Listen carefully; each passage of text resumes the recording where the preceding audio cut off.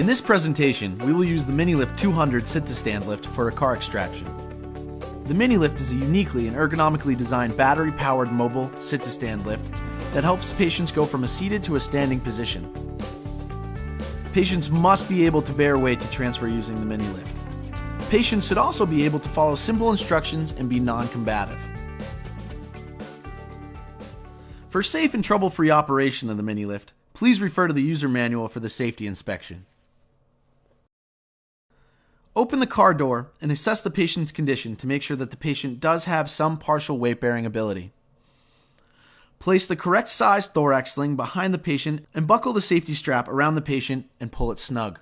Use the side handles on the thorax sling to help turn the patient so that their legs are outside the car door. Move the MiniLift to the patient in the car and help them place their legs correctly on the footplate. Adjust the depth and height of the shin plate to properly fit the patient. Remember, the recommended height for the shin pad is just below the patient's kneecaps.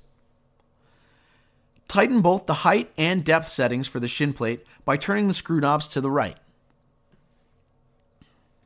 Now, adjust the ergo arm of the MiniLift.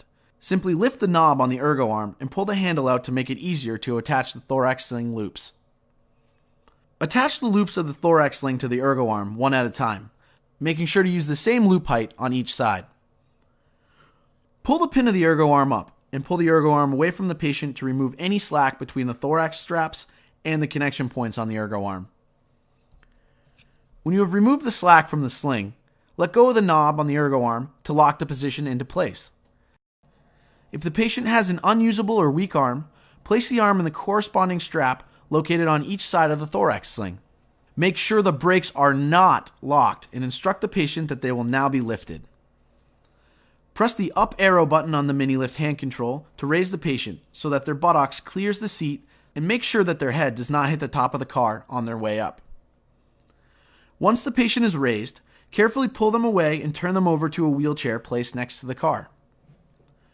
Press the leg widening button on the MiniLift hand control to widen the legs as you place the patient's buttocks over the seat of the wheelchair. Once the patient is sufficiently over the seat of the wheelchair, press the down arrow button for the ergo arm and slowly lower the patient into the wheelchair. If needed, use the handle on the side of the thorax sling to help place the patient properly in the wheelchair.